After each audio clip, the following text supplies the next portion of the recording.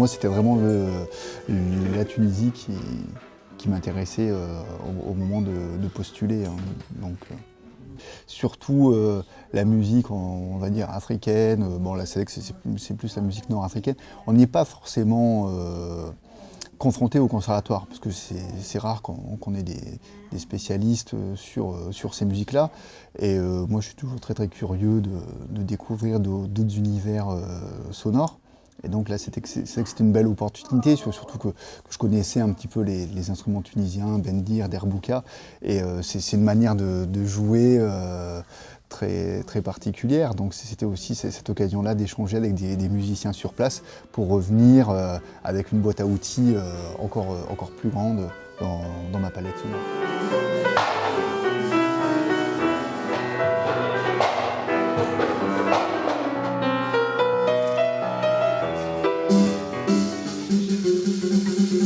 Justement, à Londres, décidé de me lancer dans la musique où j'allais aussi par plaisir. Et là, il faut respecter qu'on nous montre un style de musique qui est complètement nouveau pour nous, mais qui est très établi, écrit et qui connaissent tous les différents rythmes. Donc j'ai essayé sur le moment d'apprendre, de suivre ce qu'il me disait. Après, c'est toujours un petit peu difficile quand il faut répéter le geste, parce qu'en fait, ils expliquent. Brahim, il a une manière d'enseigner qui est dans le geste. Et quand on sait pas, quand on a l'habitude peut-être d'écrire des lignes à la batterie, moi on m'enseigne juste c'est des schémas. Tout d'un coup, avoir quelqu'un qui dit voilà, il faut faire ça et ça, et de l'appliquer instantanément, c'est assez compliqué, mais c'est bien. C'est du travail, mais c'est une bonne chose, parce que c'est une bonne manière. Et puis on s'habitue à apprendre comme ça apporte quelque chose. Et puis de voir qu'on puisse tous se mêler ensemble en mêlant un peu des genres musicaux et que ça, qui sont. Donc c'était, j'ai l'impression d'avoir fait quelque chose. C'est toujours ça quand on joue de toute manière, et ça c'est agréable.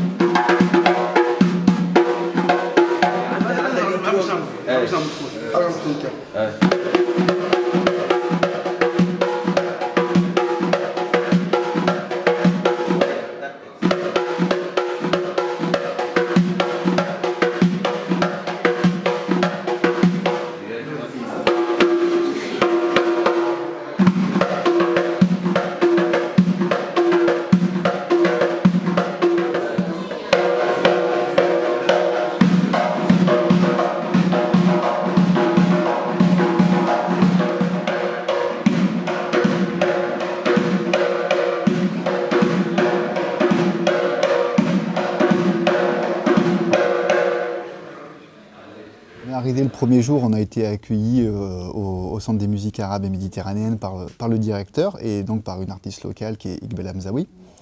Et donc on a réfléchi un petit peu à ce qu'on pouvait faire, quelles étaient nos attentes et tout ça. Et moi c'est vrai que j'avais envie de rencontrer un petit peu des musiciens locaux pour justement partager, échanger nos traditions.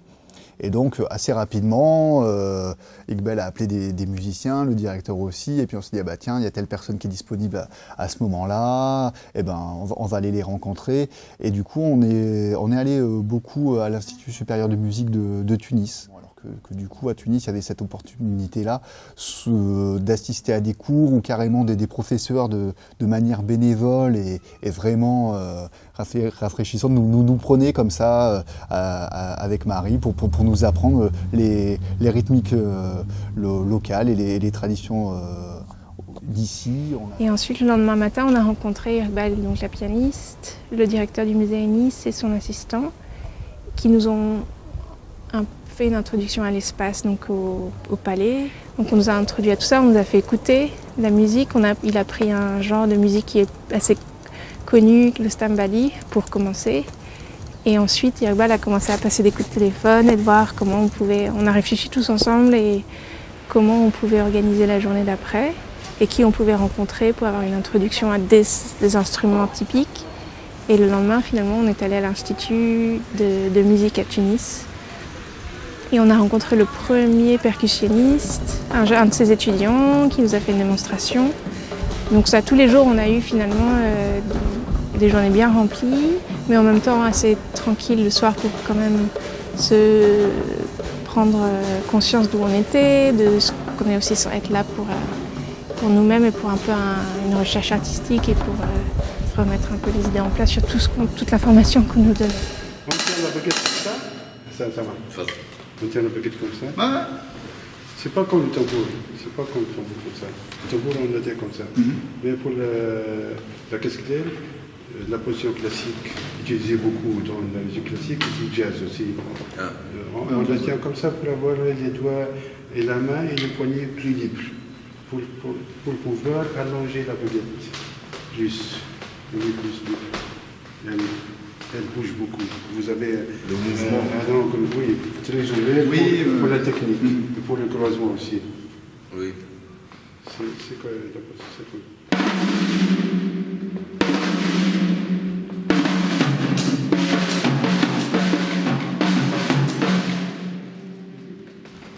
Oui, c'est que après, il y a Parce que si vous tenez comme ça, l'espace du mouvement des mains, ça se laisse. Oui, bon, après ça dépend. C'est toutes ces personnalités qu'on a rencontrées, qui ont tellement envie de faire découvrir leur monde, leur univers, leur pratique musicale, mais aussi leur ville, leur quartier. Voilà, c'était vraiment super. Souvent dans la musique, c'est comme ça, les gens ont l'habitude de rencontrer d'autres gens et de partager. Il y a moins de compétition dans ces mondes-là.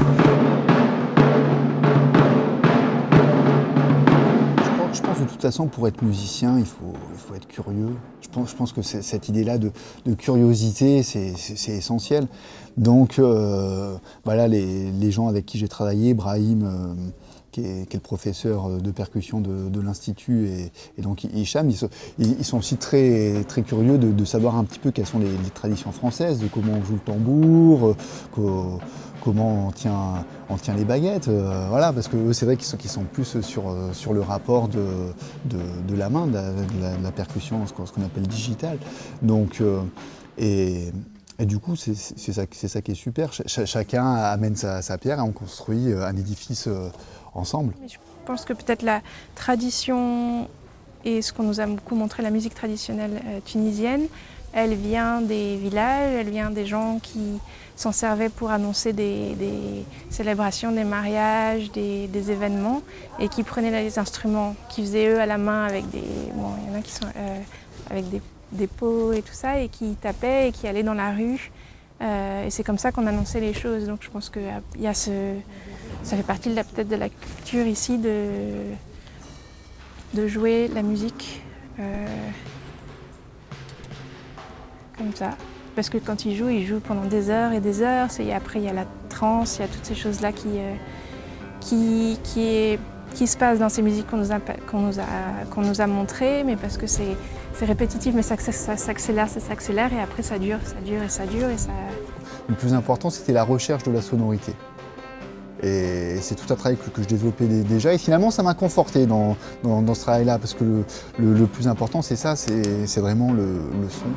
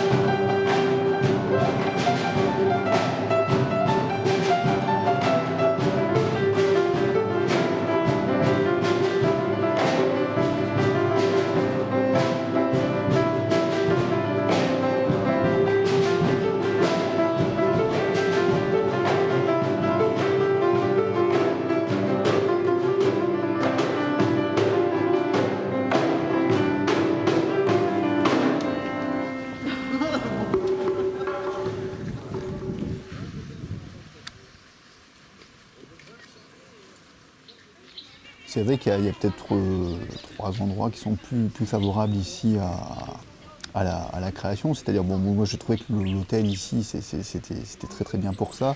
Et il y a la plage aussi, où avec le bruit de la mer, c'est toujours important. J'ai beaucoup marché aussi.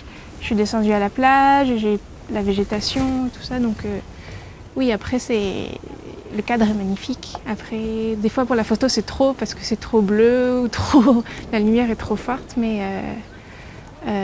on trouve toujours quelque chose de toute manière. Après, il y a toujours des histoires où on peut partir d'un détail et c'est le chemin de la plage, je pense, qui m'a le plus inspirée. Et puis la mer, parce que je viens de finir un projet de 2 ans qui est un livre, c'est que des photos du littoral et de la mer, surtout en Angleterre où je travaille. Donc je l'ai rencontré un petit peu. Et j'ai toujours essayé de photographier la mer d'un point de vue sans horizon, d'un point de vue où on ne sent pas trop la présence du photographe, où on est plus les pieds dedans et on a plus... et à chaque fois c'est différent. Donc j'ai trouvé ça aussi ici parce que c'est... et puis parce que le temps change, comme c'est dégagé, ça change énormément toute la journée aussi. Donc des fois je suis descendue plusieurs fois par jour pour voir un peu ce que ça donnait. Je pense qu'il y a une routine aussi qui s'installe, de marcher, d'aller à la mer et de chercher tous les jours et de dire bon ben, peut-être aujourd'hui j'ai pas vraiment trouvé quelque chose, mais je vais y retourner parce qu'il y a plus de vent, et de pouvoir juste le faire librement, ça aide, c'est plus intense. Donc moi je me rends bien compte en arrivant ici que ma tête elle part dans tous les sens et que ça prend toujours un peu de temps et tout d'un coup on se rend compte ah mais oui mais on peut être calme, il faut du temps. Mais je pense que c'est juste bon d'avoir du temps, d'être dans un endroit complètement différent et de recevoir des informations dans un contexte qui est différent et qui remet un peu tout en cause. Et c'est souvent comme ça que moi j'ai progressé dans ma pratique.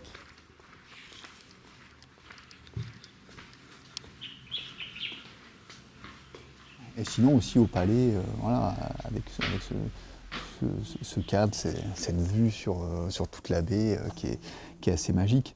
C'est très beau, c'est sûr que ça apporte beaucoup de plénitude et c'est vrai que c'est génial pour écrire, quoi. On peut s'y mettre et puis après c'est parti, quoi. On prend le crayon et voilà, je sais pas, peut-être qu'on peut essayer de faire quelque chose comme ça.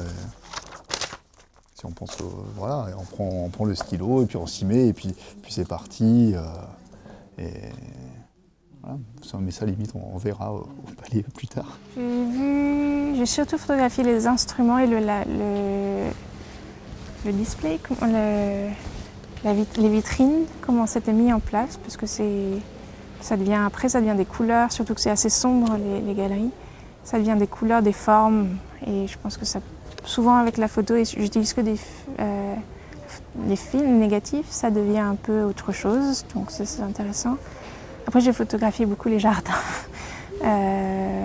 parce qu'il y a énormément d'eucalyptus, ici ça a l'air d'être l'arbre, et j'aime beaucoup photographier les plantes, donc j'ai fait beaucoup de ça. Après le palais c'est plus dur parce que c'est assez esthétique, c'est très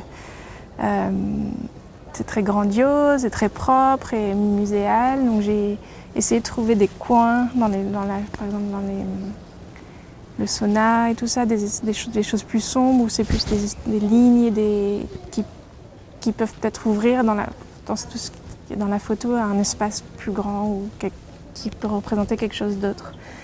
Après, il faut que je vois un peu les résultats. Mes photos, c'est souvent on se demande un peu ce qui se passe parce qu'il y a beaucoup de choses c'est un peu une cacophonie, on va dire. De choses, mais en même temps, quand on voit, il y a plein de petits détails et de choses qui s'entremêlent et ça fait un espèce de puzzle comme ça, un peu visuel. Ça, c'est une chose que je fais aussi. Donc je compte souvent sur ça, mais c'est assez souvent après, à l'œil nu, je ne me rends pas énormément compte et c'est quand je vois les résultats où j'arrive à voir qu'il se passe énormément de choses et que ça, c'est un peu un mystère pour moi.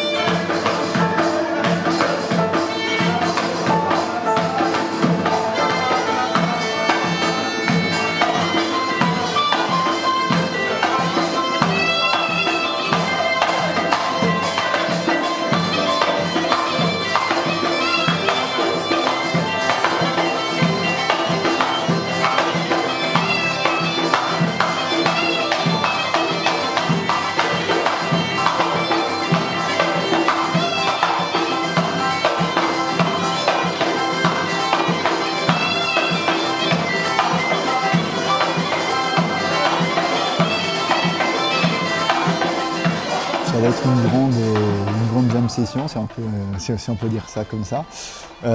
Alors oui, on l'a préparé, puisque finalement, on retrouve tous les artistes qu'on a rencontrés, qui viennent comme ça, très naturellement.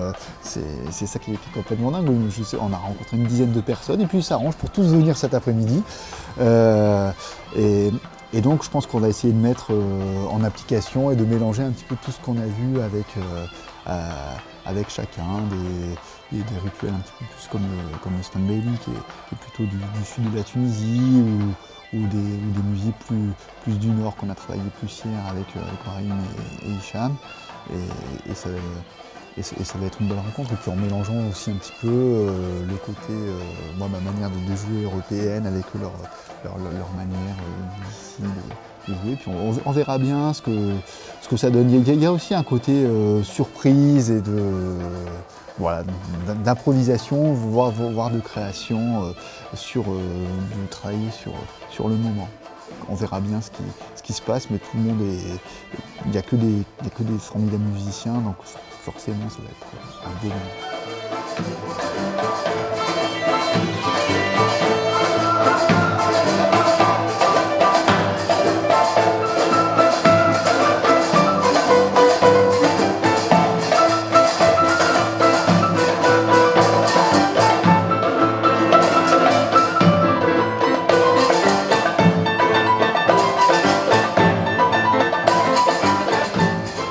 C'est toujours un peu le chaos, mais à un moment donné, ça se met ensemble, et ça devient quand ça devient musical et que ça devient beau, c'est assez spécial, parce que c'est pas non plus prévu, on répète pas une composition, et que c'est un peu un effort des gens qui d'un coup devient quelque chose. Et c'est toujours ça que moi j'aime bien dans l'improvisation, et je pense que là, avec justement les rythmes et les percussions qui sont assez répétitives, et c'est assez joyeux, et du coup, je pense que c'est propice à ça.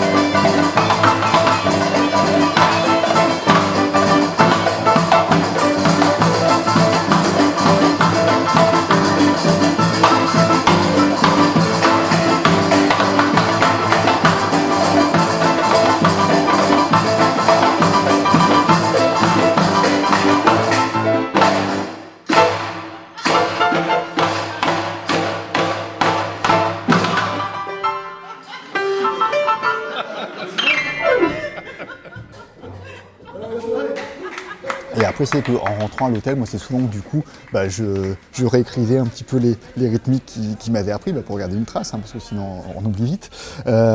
Donc c'était ça. Et puis à partir de là, j'ai commencé à écrire des petites pièces, comme ça, en reprenant leur rythmique, mais aussi en essayant de faire une sorte de fusion avec les traditions européennes, en me disant tiens, comment on peut utiliser leur sonorité du bendir sur une caisse claire ou sur les instruments sur la batterie. Moi, je me demande comment je vais ressentir le retour, et ce qui va me rester, dans le sens est-ce que je vais pouvoir reproduire la musique qu'on m'a apprise, mais assez instinctivement ou pas, parce qu'il va falloir que je la révise, que je la revoie, et comment je vais pouvoir inclure ça dans... Parce que les groupes avec lesquels je joue à Londres, on fait un peu ce qu'on veut, mais c'est toujours assez basique dans le rythme, et comment je vais pouvoir appliquer ce que j'ai appris ici, les rythmes en citant et tout ça, et l'expliquer aux gens avec lesquels je joue, et voir si ça peut changer justement notre musique à nous. Donc du coup, il y a une petite pièce là, comme ça que j'ai commencé à écrire. Là, c'est plus une pièce à vocation pédagogique, ça serait plus pour les élèves. On verra, soit elle sera jouée lors de la restitution. Vous savez que je me dis, si j'ai le temps de la finir, si on a le temps avec les élèves de la monter, ça serait la super occasion de pouvoir la jouer, en tout cas pour la première fois, cette occasion-là.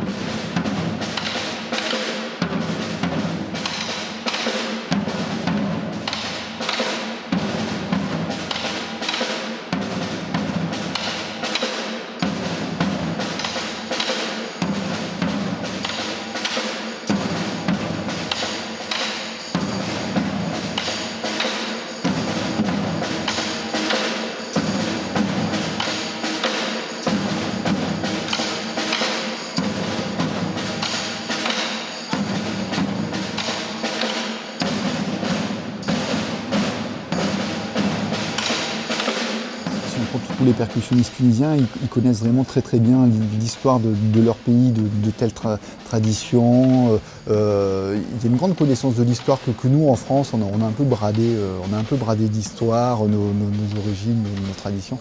Et du coup, c'est vrai que moi, ça m'intéresserait bien de me dire, voilà, finalement, comment la percussion est jouée dans tel endroit de France, quelles sont les origines qui ont abouti à cette tradition militaire, quoi. Il y a les traditions celtes, il y a les traditions provençales, il y a les traditions du rigodon, et finalement c'est quelque chose que nous, on ne perçoit pas.